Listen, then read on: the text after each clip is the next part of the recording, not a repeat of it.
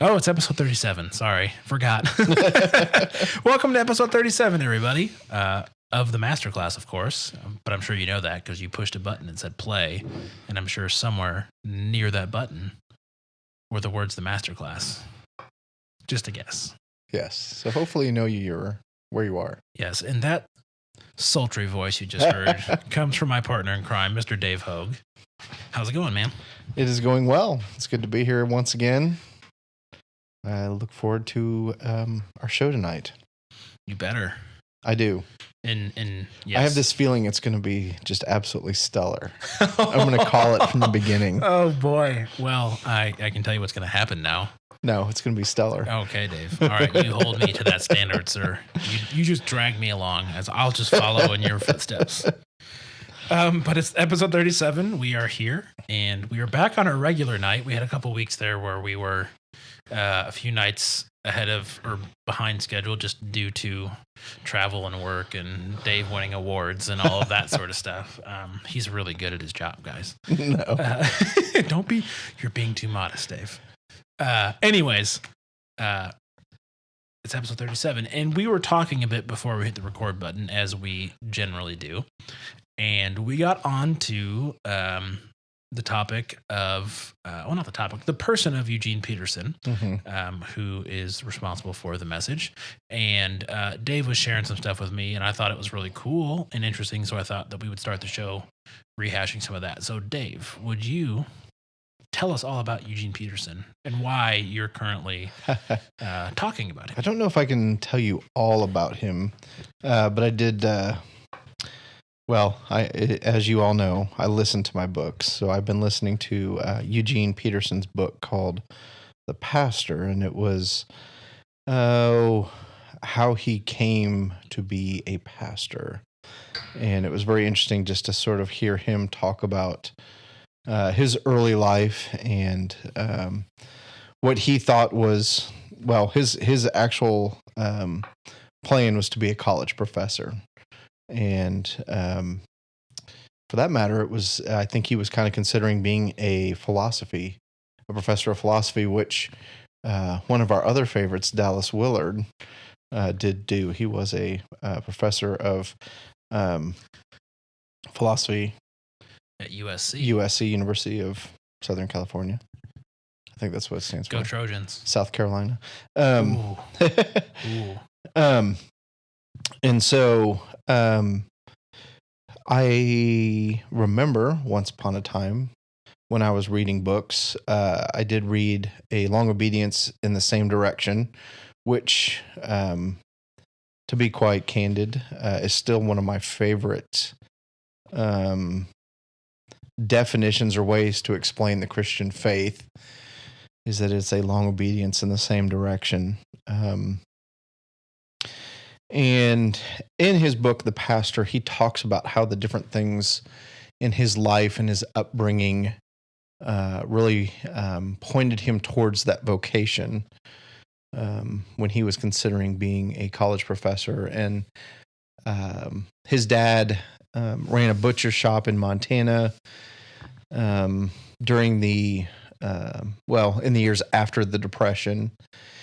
And Eugene Peterson himself worked in the butcher shop, and he was just commenting that even that experience for him was something that pointed him towards being a pastor or enhanced his experience as a pastor, because he could relate to what was going on in the Old Testament when a lamb or a bull was sacrificed, and just that, many readers, when they read that Old Testament, have this very sort of sterilized idea of what that is. And, he just talks about, no, anybody that's been a butcher would understand what a bloody mess that would really be. And they didn't have plastic wrap to keep it all nice and, like yeah. Dexter, very sterile. Exactly. And so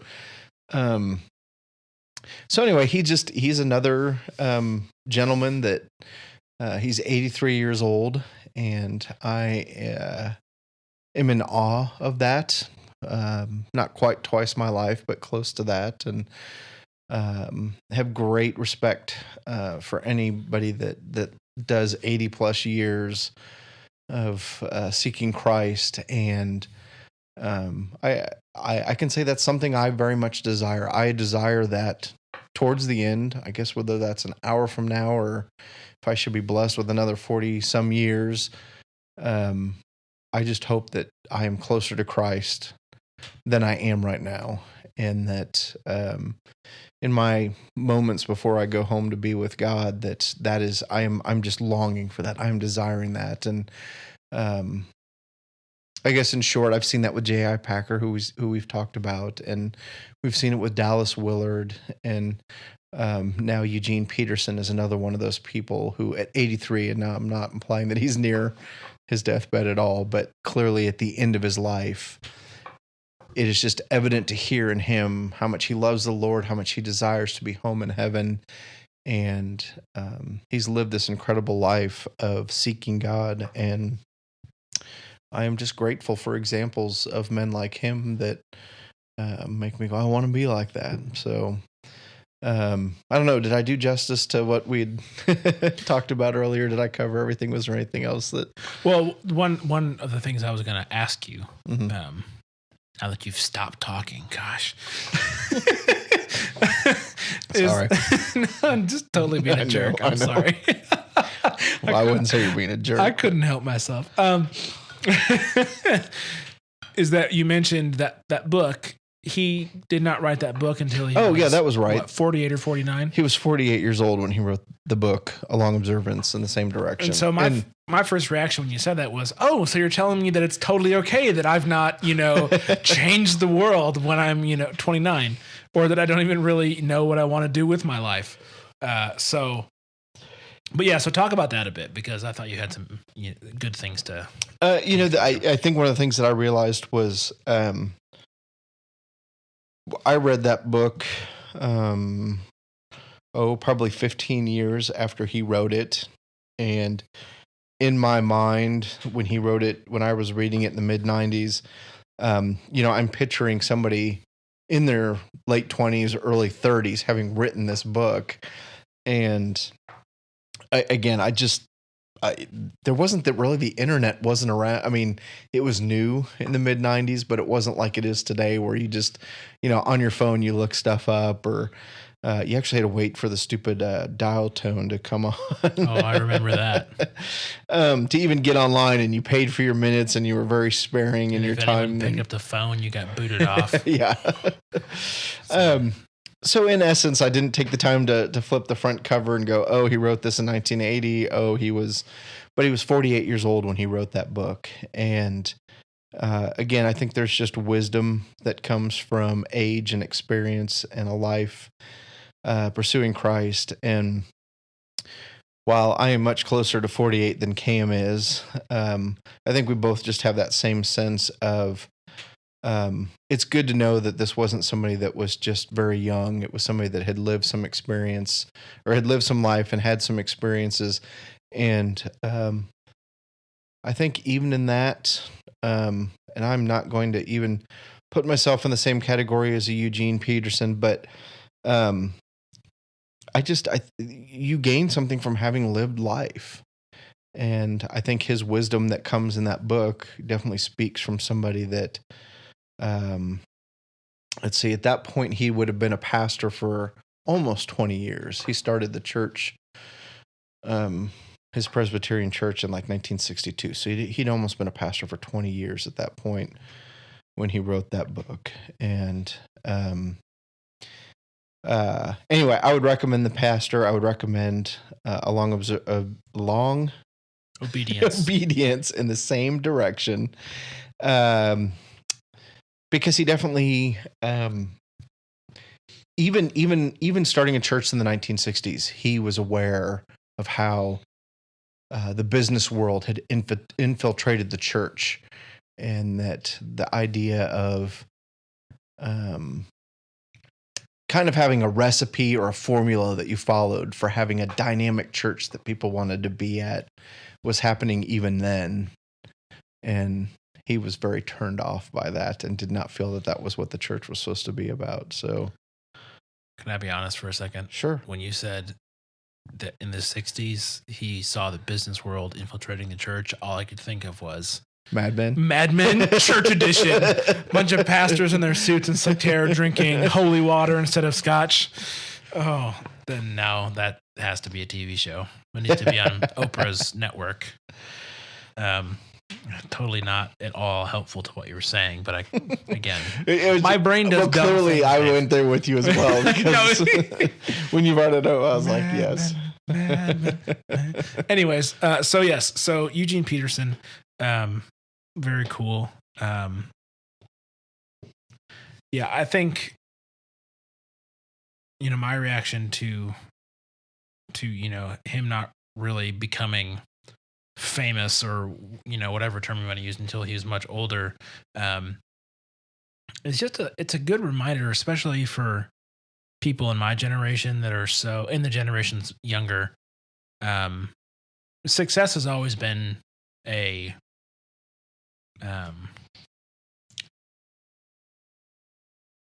something that you want to attain. I mean, that regardless of generation, but with the onset of the internet being everywhere and people always being connected, there's this inherent competition that we find ourselves in, that I'm not as successful as this guy or this lady, or siblings or family members or friends. And there's this, with such an open book, or with people being such open books on social media about how much money they make or where they work and all this information being really easily attainable, it's very it can be very challenging for people like me. I'm 29. I worked in the church for a few years and then I quit, and now I work at a job that I don't like. And I'm trying to, figure out what should I do with my life and all of, the dramatic stuff that, you can have in the conversations in your head that never really actually take place. And so to have an example like Eugene Peterson of someone who was just faithful with what he had. And then after, like you said, almost 20 years of experience, he then decided, you know what? I think I have something to share. That to me is encouraging, because it's like at 29, I don't have to have it all figured out. Well, he started the church when he was 30. So, I mean, it's just, there's so much pressure that we put upon ourselves, and that we kind of absorb from society to be successful early, and to be rich early, and to be famous early. It's like, that's not the point. The point is, like, I'm 29. I'm still very young. If I get to live to be 83, I'm just barely a third of the way there. Right. I mean, a little bit over, but still. I mean, even the difference between age between me and you, I'm going to know a lot more when I'm your age than I know now. Yes, having kids will do that to you. So it just, I mean, all the stuff that you were saying, I get and I agree with. But to me, as someone who's currently in the situation that I'm in, where I'm frustrated with my day job, I don't want to do it. Really, like I'm off tomorrow, and I am so freaking happy right now because I don't have to go. Yeah, I don't have to worry about anything. I can just shut it out for a day. But to know that I'm not the only person that's doing that, and that I don't have to be changing the world every day just to like be able to sleep at night, that's kind of nice to know. Yeah, exactly. So anyways. And just as a side note, as we talk about success and accomplishments, he did write over 30 books. And I feel bad. I know. And as we mentioned, well, and I believe the A Long Obedience in the Same Direction was his first one. I don't know that factually, but and then he's best known for The Message, or the Bible translation, The Message. So, and the other thing that's very interesting too, if you read his book, The Pastor, it was not smooth sailing. I mean, he had some pretty rough situations that happened early on,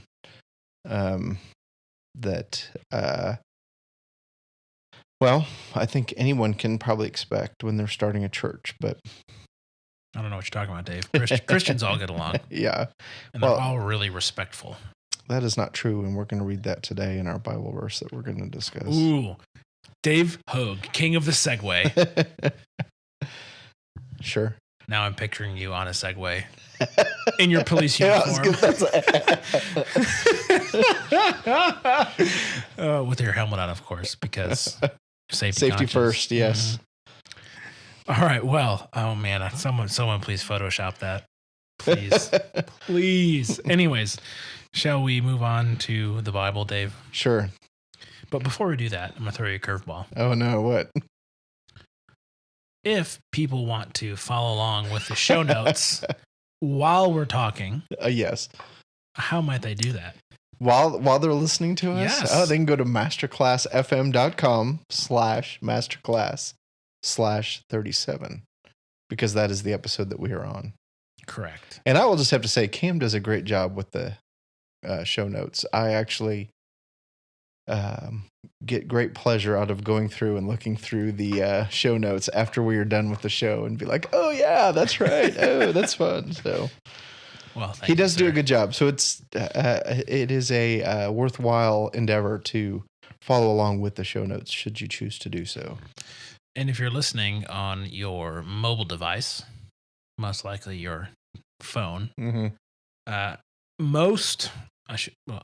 most podcast applications, you are able to have the show notes right there in the podcast app. So I know that a lot of you can just On my iPhone, I can. you just slide up the artwork while the show's playing, and right there is the show notes full of links and all that good stuff. So, Yes.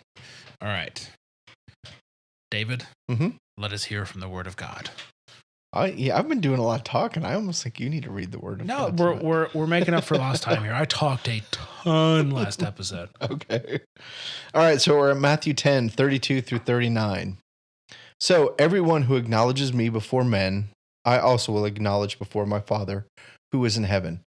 But whoever denies me before men, I also will deny before my Father who is in heaven. Do not think that I have come to bring peace to the earth.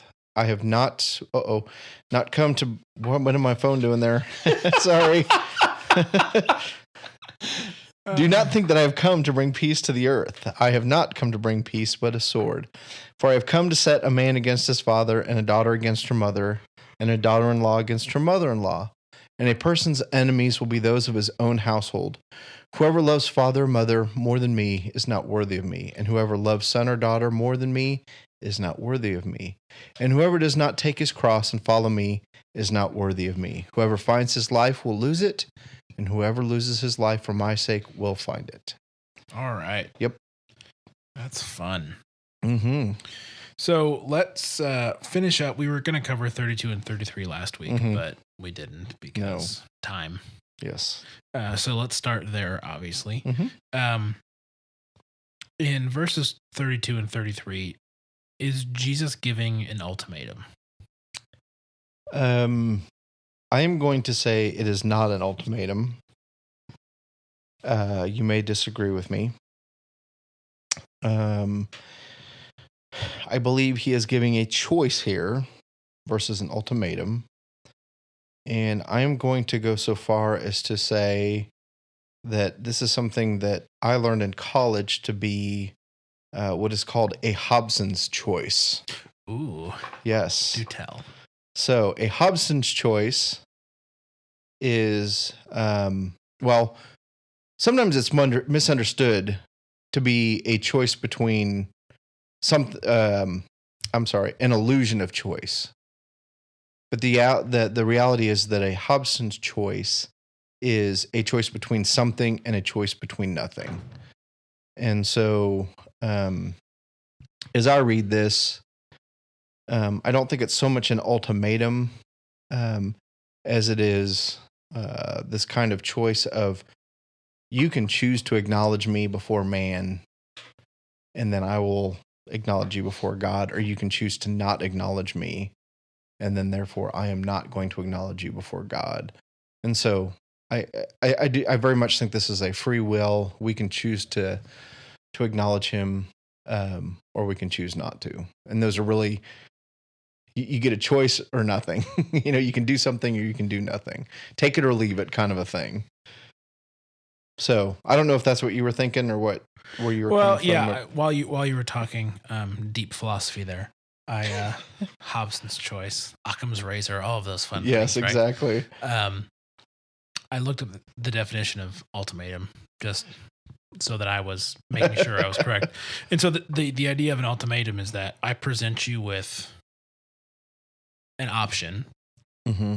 and if you choose not to take the option, then there is a threat of dealing with your noncompliance. Mm-hmm. And so in that instinct, what instance? Yes, thank you. Instance. English is my primary language, Dave, but bad English is my strong second. Yes. So yeah. So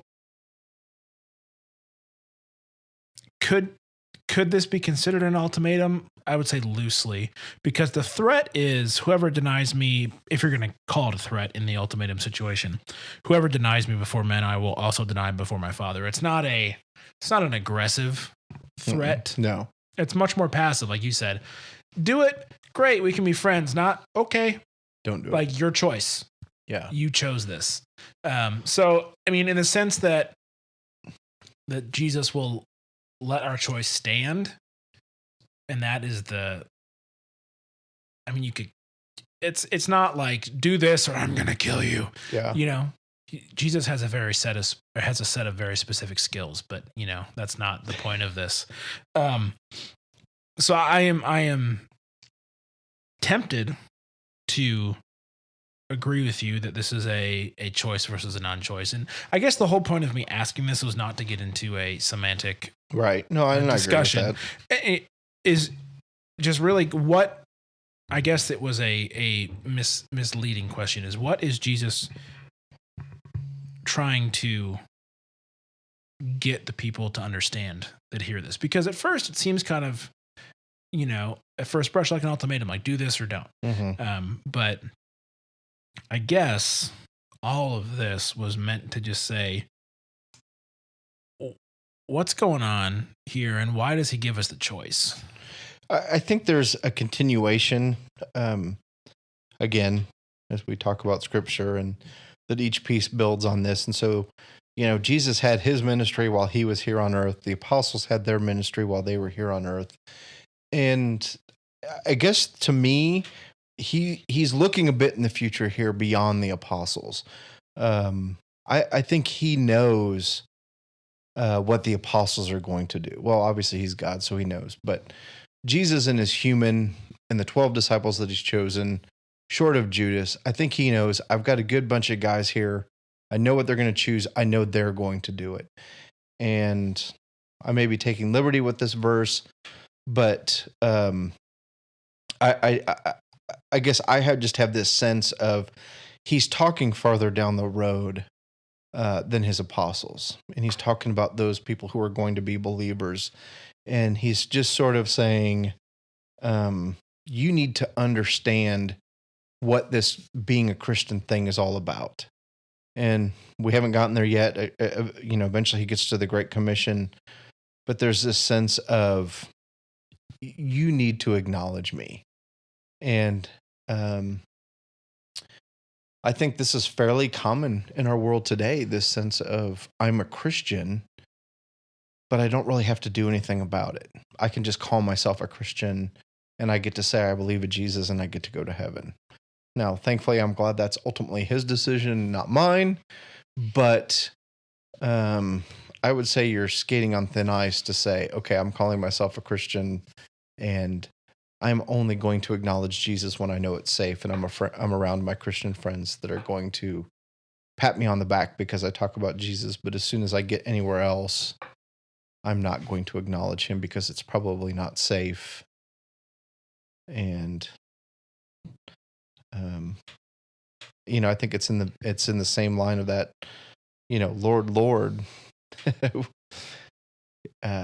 we did this and we did that. And he's going to say, get away from me. I never knew you. So there's definitely an expectation on us to proclaim him and acknowledge him to others. Definitely. All right. Well, I think we can keep moving Mm-hmm.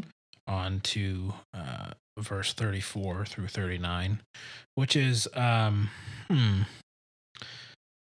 of a, when you think about Jesus in the Bible, I don't know about you, Dave, but in my experience, this is not the passage people are like, oh, you don't know Jesus? Check this guy out. He's going to not bring peace but a sword. He's going to set father against whatever, other people. And I also laugh when it says, I'm going to set daughter-in-law against mother-in-law. I don't think Jesus has to set them against each other. I think that's just a natural. A natural. Or, you know, I'm just gonna leave that in-law, one alone. period. Like, not even guys, just like, yeah. Now, I've been lucky. I have got great in-laws. But I have heard stories, Dave. Yes, I have good in-laws as well. So, anyhow, this is not probably the top. Like, if you're going to show somebody Jesus for the first time, this is probably not in the top 5 of what you're going to show them. No. Because it's really controversial, right? As far as this is not what you... It's not lovey and it's not nice. No, that is true. And I'm 21st century American, but I would be willing to bet that you ask just about anybody about Jesus and they're not going to come up with this. You're going to go to the miracles. You're going to go to, you know, the resurrection. Forgiveness, grace, loving. Everybody died on everybody. The cross for our sins. Yeah. So that's all good and fine. But this is still in the Bible. Mm-hmm. And this is still recorded as something that he said. So we have to figure out why. Mm-hmm. And that's kind of the purpose of this whole episode, because this is what people will call a tough saying of Jesus. It's one of those that, like, if you're preaching, you might skip because it's not easy. Mm-hmm. So again, just for a refresher, it says, "Do not think that I have come to bring peace to the earth. I have not come to bring peace, but a sword. For I have come to set a man against his father, and a daughter against her mother, and a daughter-in-law against her mother-in-law, and a person's enemies will be those of his own household. Whoever loves father or mother more than me is not worthy of me, and whoever loves son or daughter more than me is not worthy of me. Whoever does not take his cross and follow me is not worthy of me. Whoever finds his life will lose it, and whoever loses his life for my sake will find it." So, let's start at the beginning. What does Jesus mean when he says that I have not come to bring peace but a sword? That to me sounds, again, initially contradictory to what Jesus came to do, which was provide salvation. Mm-hmm. So what's going on here, Dave? Well, I guess my first question would be where is our salvation? I mean, ultimately, what are we talking about when we talk about our salvation? When does that occur, and where does it occur? Why do you have to answer a question with a question? With a much harder question. Well, okay, so what do you mean? Where's our salvation, and when does it happen? Ultimately, where, when he talks about, now I've even lost my train of thought a little bit here I think he did bring peace, but I don't think he brought peace here on earth. I think he's talking about, like, I think we can wrap our heads around that we are going to get to heaven and there's going to be peace there someday. But in this specific context and where he's not talking about heaven, and he's not talking about the future. He's talking about the very place where we live and breathe, our own homes.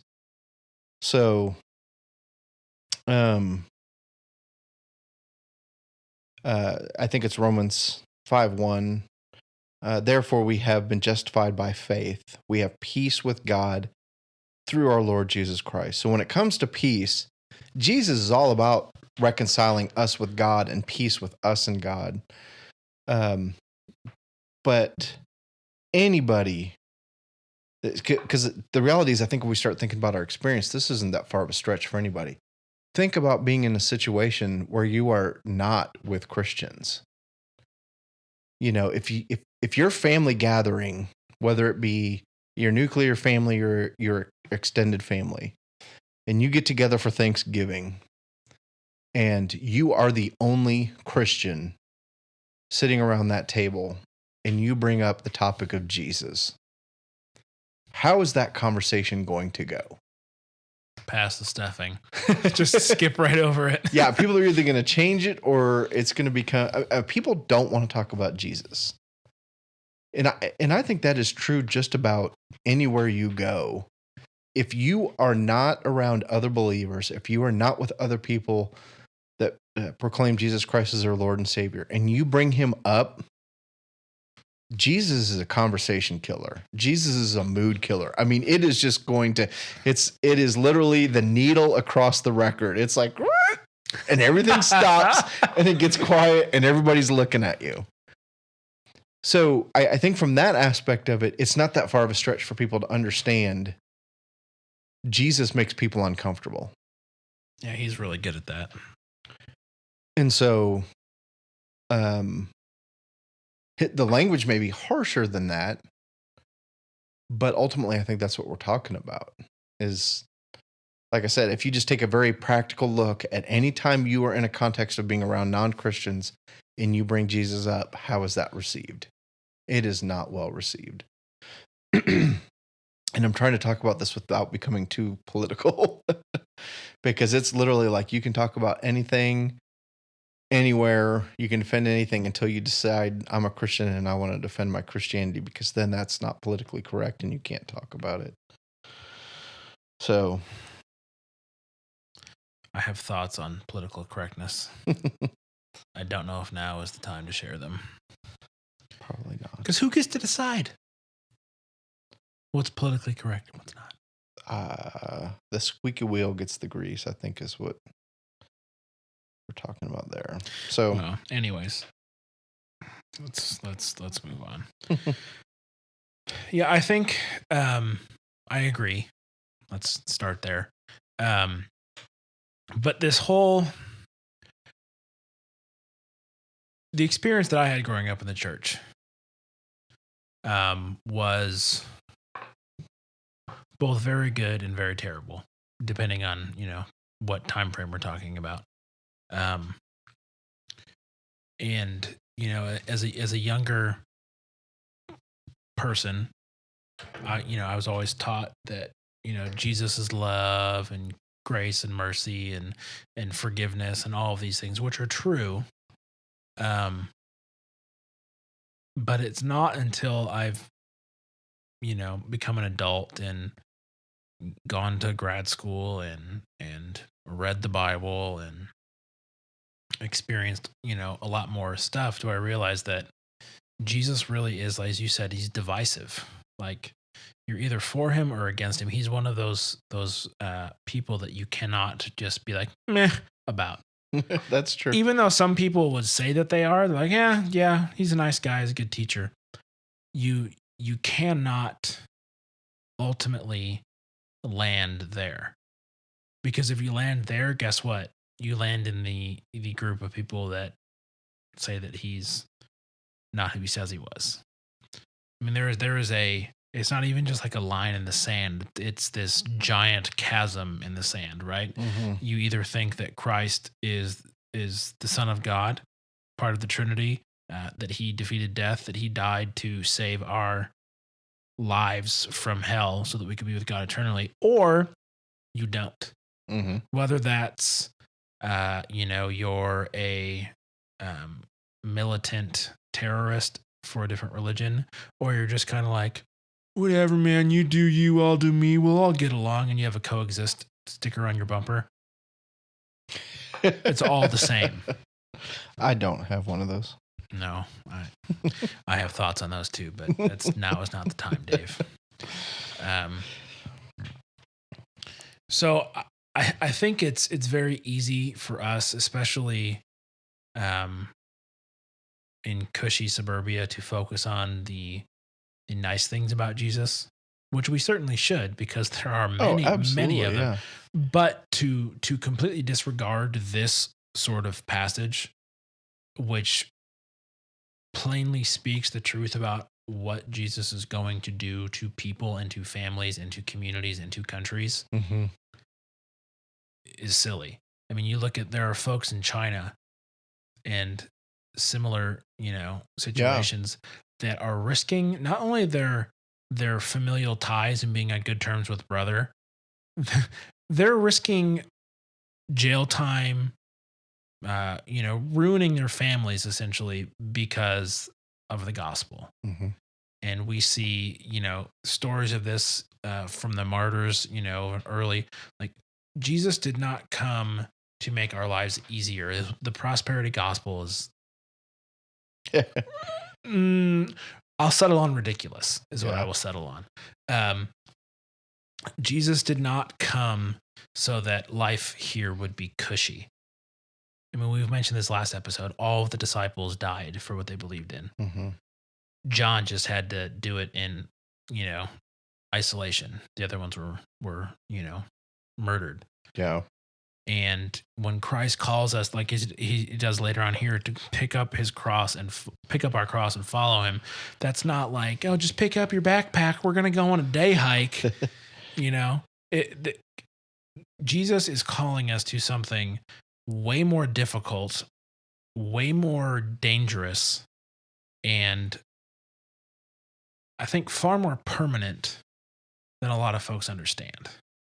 Yeah. To your point, that people just go to church and say they're Christians, but don't have a full understanding of what that even means. And part of that is cultural. There are a lot of people that go to church on Sundays because that's what you do. Yeah. And am I happy that those people are in church? Absolutely. Absolutely. Yep. Yeah, absolutely. Do I wish that the people that were teaching them had a better grasp of what being a Christian was? Yes. Yeah. And I know I sound super negative right now about the church, but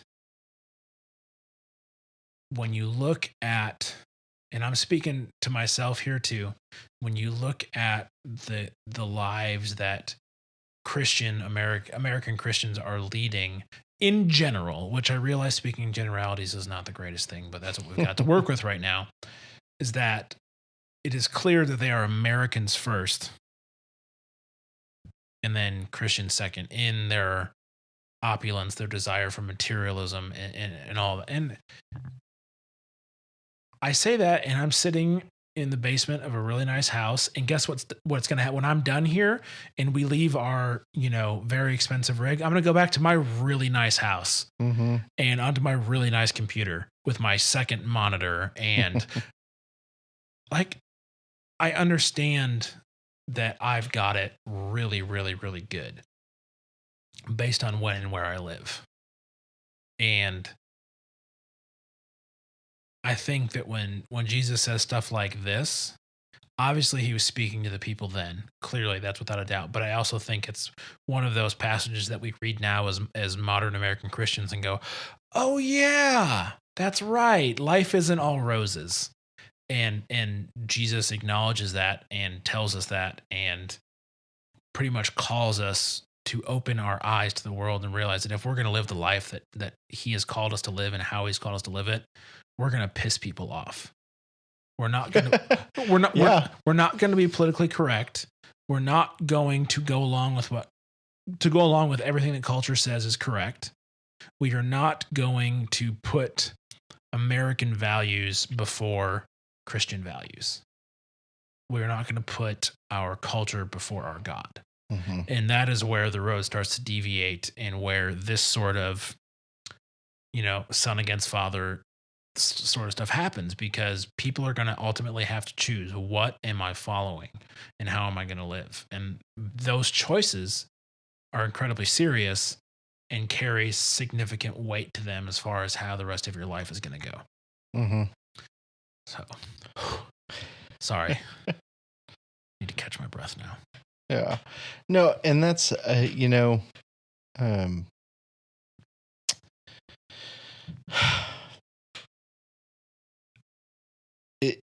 it is, there, I guess what I'm trying to say is there's a deeper meaning to this. than just.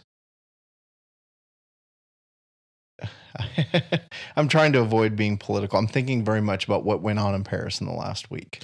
Well, it's hard not to. And what gets attributed to Islam, and people want to argue, well, Islam is this and it's not that, and the reality is that Islam is a violent religion. It really is, and the Quran calls for the infidel to be killed. And so when Jesus says, I didn't come to bring peace, but I came to bring a sword, he is not talking about the kind of violence that we see associated with Islam. But I think what he is saying is that if you choose to follow him and you choose to make him Lord of your life, there is going to be conflict. It is not going to be easy, and that you should expect that your faith is going to be met with some resistance. And again, I don't think that's what people generally think of when they think about Christianity. I don't think that's what we immediately go to. And the reality is that that is what happens. And I do believe that much of what we are experiencing in the world in terms of Islam and Christianity does kind of come to this whole you have the truth and you have what is not the truth, what are lies, and ultimately I guess we're going to see who wins in the end. I think I know what I believe and all that sort of stuff, but I guess I'm just going to stop there and not ramble on anymore. In that, Jesus is not advocating violence, I guess, is one of the things I just want to be clear about. He is not talking about an actual sword and going out and killing people in the name of Jesus and that sort of a thing. He's talking about a figurative sword. And if you actually read this verse in, I should have been more prepared for this, Luke 12:51, which is kind of the parallel here. It says, "Do not think that I have come to give peace on earth. No, I tell you, but rather division." So instead of the word sword, he talks about the word division in that verse. And in a very real way, the division and the sword that Jesus is talking about is far more powerful, far more significant than any kind of physical violence that goes on in this world. So just a different perspective on Jesus, a different perspective than I think what some of us maybe have when we think of him. So, all right. So let's talk about this whole family perspective here, where he's talking about son against, or man against father, daughter against mother, daughter-in-law against mother-in-law. A person's enemies will be those of his own household. What does it look like, or what does it mean to love Jesus more than your family, but still love your family? Because I don't think Jesus is calling us to be, that jerk uncle, that nobody likes. God calls us to love our neighbors and our family and to treat them with respect. But what does it look like to love Jesus more than the people that are closest to you? I definitely think there's a comparison here. The first context is for all of us to understand what love is. If we were fortunate enough to be brought up in a healthy home, maybe even just sort of a semi-dysfunctional home, because I think to any extent, any real family is somewhat dysfunctional. Otherwise, you're not really a family. Preach.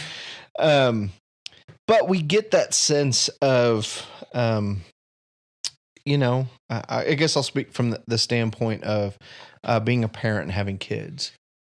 For me, that was one of those moments in my life where I had a deeper understanding of how much God loved me when I had my own kids, because there was truly nothing that my kids could do that would make me not love them. I have 2 biological daughters, and then I have an adopted son.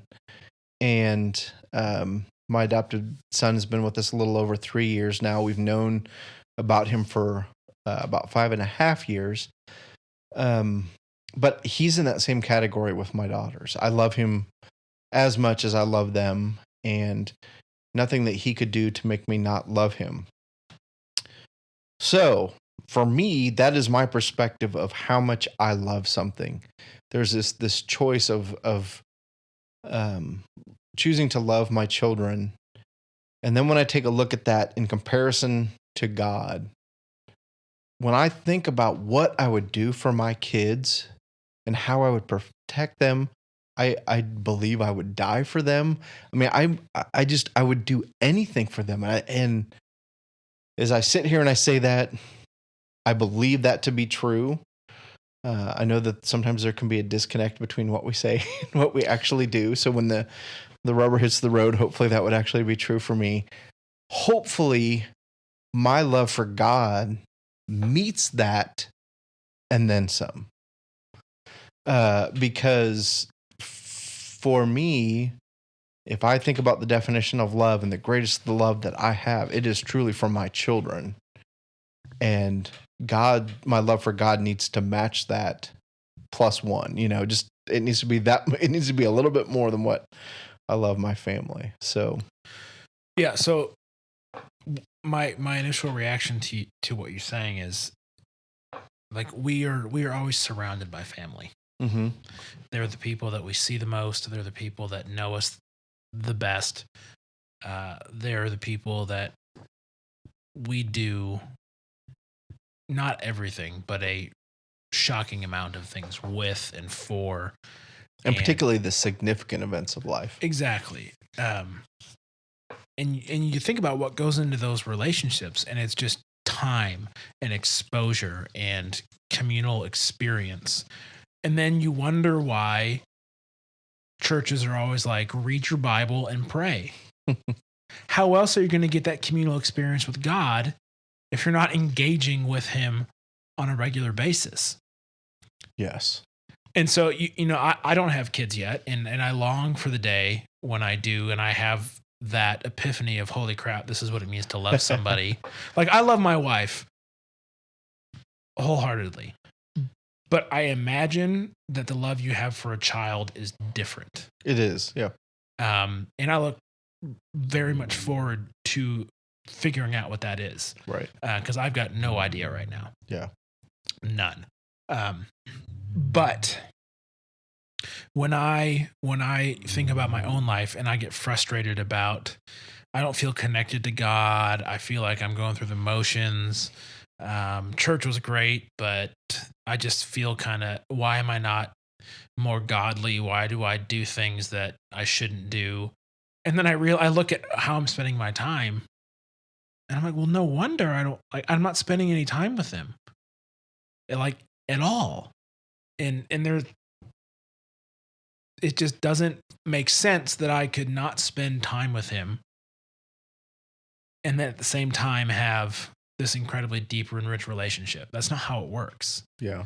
And it's easier to do it with people because we live in the same house. We share the same food. We share the same car. Like, there's the physical. Yeah, there's that physical piece.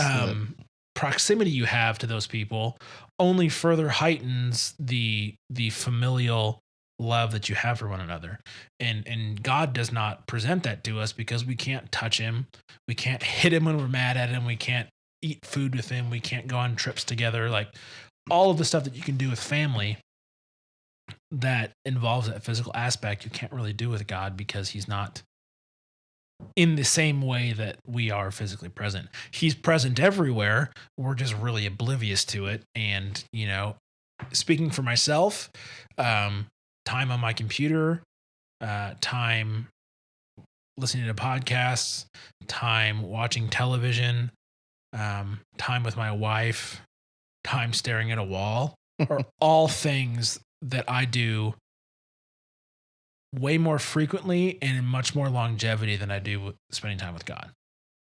And so, listening to you talk about the way that you feel about your children, I know that that's how God feels about me, but I am not, my actions do not represent that same feeling for him, Mm-hmm. which is at the same time frustrating and embarrassing. Mm-hmm. And it just, we want the quick, and I know I want the quick fix. How can I get closer to God? Well, read your Bible and pray. No. Just tell me what I have to do to get closer to God. Well, read your Bible. No, there's got to be another way to do it other than reading my Bible and praying. No, that's what God has given us, right? And the Holy Spirit to communicate the things that we can't say because we don't know how, and vice versa, how God can communicate with us. And so we try and make it, again, at the same time, way more simple and way more complicated than it needs to be. It is as simple as reading the Bible for nourishment and spending time with God in prayer. It is not more difficult than that. But as we have all proven, it's hard for us to go to those two places. Because I think deep down, I know what I'm going to find there. Conviction that how I'm living my life is not the way that God has called me to live my life. The shame that goes along with that, which is Satan's way of saying, don't even read that. Why? You're just going to feel bad. Just go do stuff that makes you feel good. Why would you waste your time doing stuff that makes you feel bad? And so it's that double whammy of Satan being a total idiot, which is the best term I can use. And then my selfishness from not wanting to feel that way. When I know that if I spend the amount of time with God that I should be spending with him, that shame is going to go away so fast. It's going to be like flash paper. It's gone. And immediately I'm going to be like, oh, okay, this is right. This is good. This is all of those things. But it's like you're a kid and your mom asks, did you break this window? No. And then you catch yourself in the web of lies. And eventually, after you've told like 75 other lies to cover up your initial one, you finally get caught, and it's way worse than it would have been otherwise if you just owned up to it at the beginning.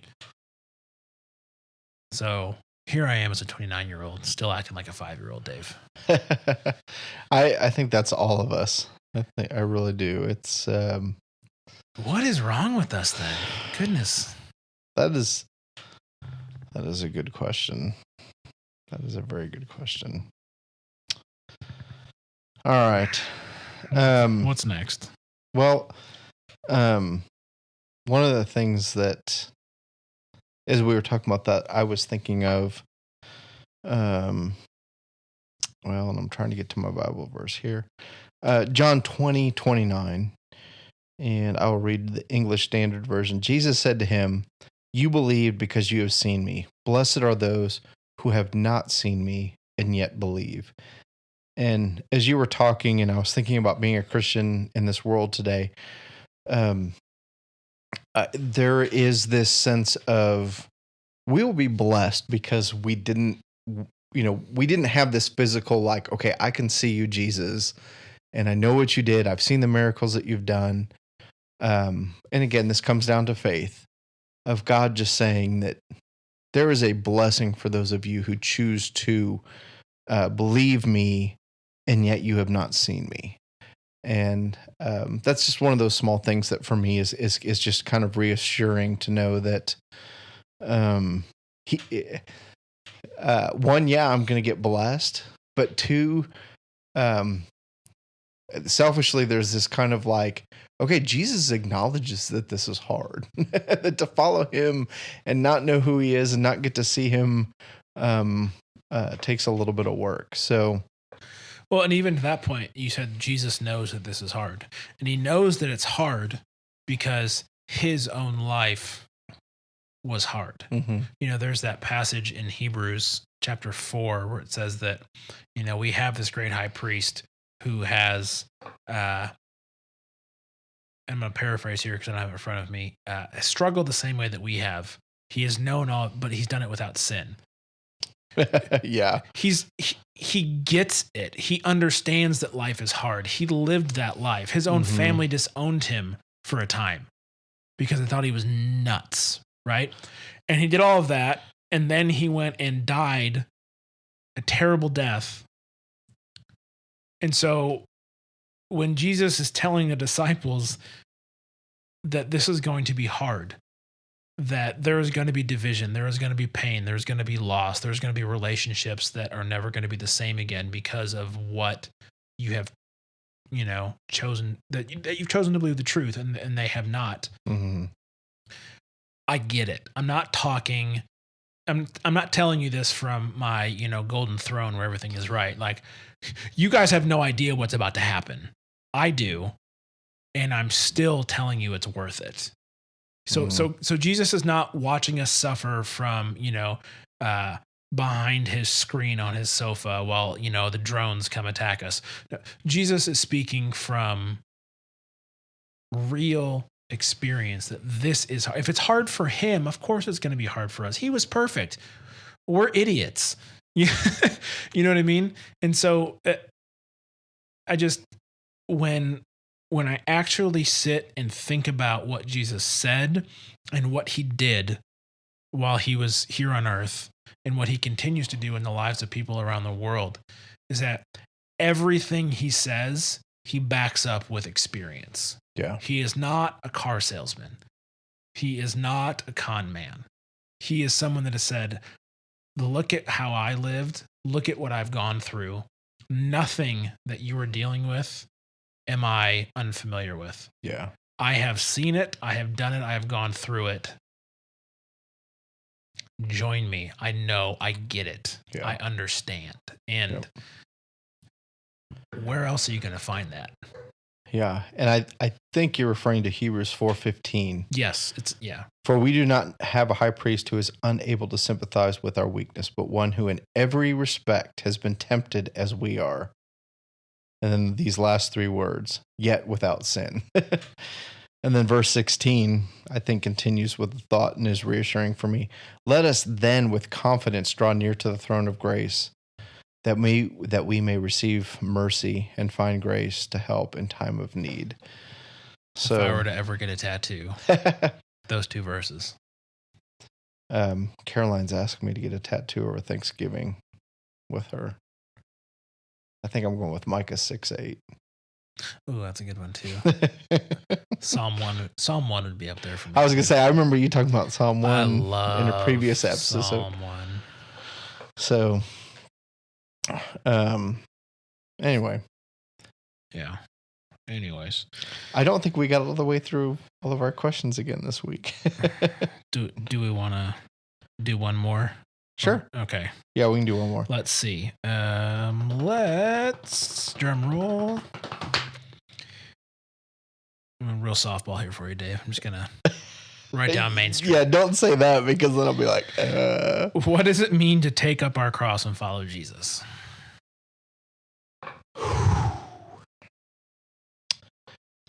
And not to get a total cop out, but I do think that this is much of what we have been talking about up until this point. And it's this idea of, and it's just interesting as we sit here and we talk about this stuff because there's so much racing through my mind. And I hope I, in some way, managed to get out what it is that I'm thinking that I have often heard from people saying, my faith is a private faith. I believe in Jesus. I'm a Christian, and it's really nobody else's business what I do, what I don't do, how I live my life. My faith is private. Yes. And so I think that specifically that's what this is talking about here is to take our cross and follow Jesus. It means that we die to ourselves. It is no longer us who lives, but it is Jesus Christ that lives in us. And even as I'm saying that, that's kind of this Christian answer versus any kind of a practical application. So one of the things that I think our cross means is that we don't worry about being right when it comes to our daily interaction with other human beings. I think this, particularly for us well, I'll say this. For me in the world that I live in, being right is very important. Being somebody and I'm losing my train of thought here. But being right is very important. And being somebody that, well, it's all about looking good. It's all about image. It's all about having our act together. And the reality is that we don't have our act together. We need Jesus, and God is glorified in our weakness. And I'm wrestling with this right now of just doing things that I am not good at, doing things that I am out of my comfort zone. And I mean, I'm talking about my job. I'm talking about the things that I do to earn a living. And I'm trying to go, okay, God, be Lord of my life, be Lord of the job that I do. And in my weakness, I ask that you're strong. I ask that I could kind of just acknowledge this outward image that I want to give to people, that I have my act together, that I know what I'm doing. I'm dependable. Can be counted on. I'm reliable, and I'm going to get the job done. I'm going to come through. And the reality is I can't do that unless I have Jesus in my life. And then on top of that, when it goes well, I need to give him credit. I really do. And when it doesn't go so well, I need to give him credit, and I need to acknowledge that my identity is not so much in my job. I need to be willing to speak truth when there's opportunities to speak truth. And it's just funny because I feel like lately there's so much tied up in, at least for me, it just seems like there's so much tied up in terms of politics and this political correctness and all these kind of things, because as much as I want to live for Jesus and I want to be an example for him, I don't even know that I'm correct in what I'm saying this. Maybe this is something that I'm going to have to revisit, but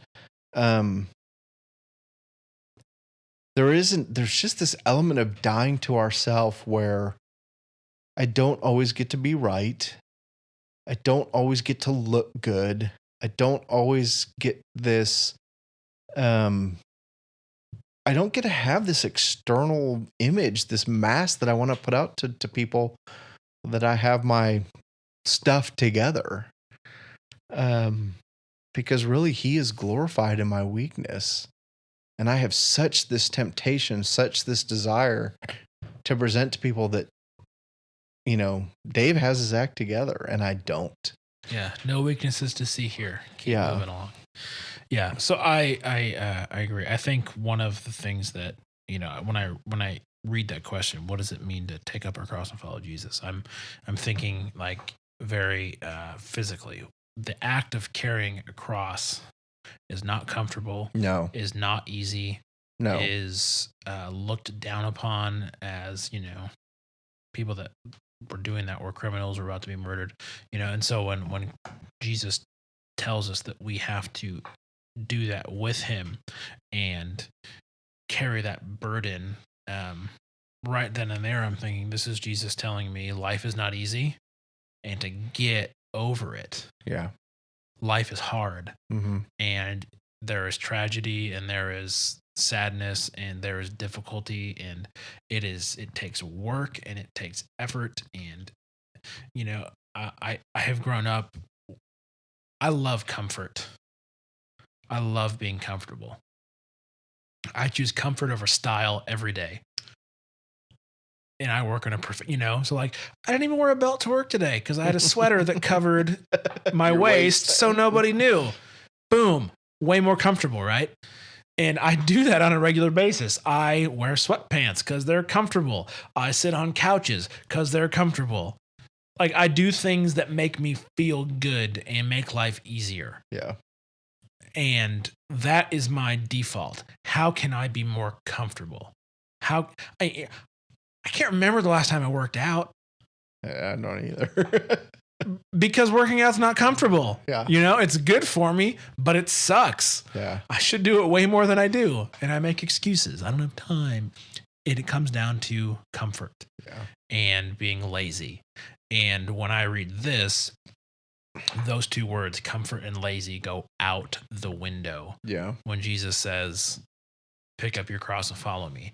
Do the work necessary to follow me. Yeah. Be okay with being uncomfortable, with working hard, with being looked down upon. You know, a lot of what you said, you don't have your act together. This is proof that you don't. You need me. Mm-hmm. And be okay with that. And he's glorified in that. But which is so weird. I know, but I choose to make myself look better than allow him to be glorified in my weakness. Mm-hmm. I mean, that is, if I had to sum up what I do day in, day out. Yeah. And that's what it comes down to, us or him, and we choose us. Mm-hmm. Again, me choosing comfort and ease of life is me choosing the very temporal, very fleeting me in that moment, as opposed to choosing to honor God. Yeah. And I'm gonna kind of interject here. I'm just so reminded of my younger daughter, who was a witness to me in that there was a fundraiser. The fundraiser at their school was to have a volleyball tournament. They put together a team. She happened to be the quote unquote coach of her team. And the team put together a bunch of t-shirts. The t-shirts were sexually suggestive against my daughter's kind of like, I don't want you to do this. They did it anyway. They gave her a t-shirt and she just looked at her team and she said, guys, you shouldn't have done this. We shouldn't wear these to school. Don't do it. And multiple players of the team wore the t-shirt. She did not. They ended up being called down to the principal's office over this. And if you'd like to get in touch with us, please feel free to do so.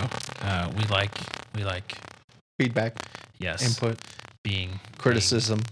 Well, we don't like that, but sure we do. We don't like it, but we'll accept it. Thank you. Yeah, it's not like, ooh, yay, we were wrong again. But it's okay. We just because we have the microphones doesn't mean we're right. Absolutely. And we know that and admit that. But we do like to talk with people. I mean, we sit here and talk to each other for over an hour every week. And that's just what we record, people. There's much more that doesn't get recorded.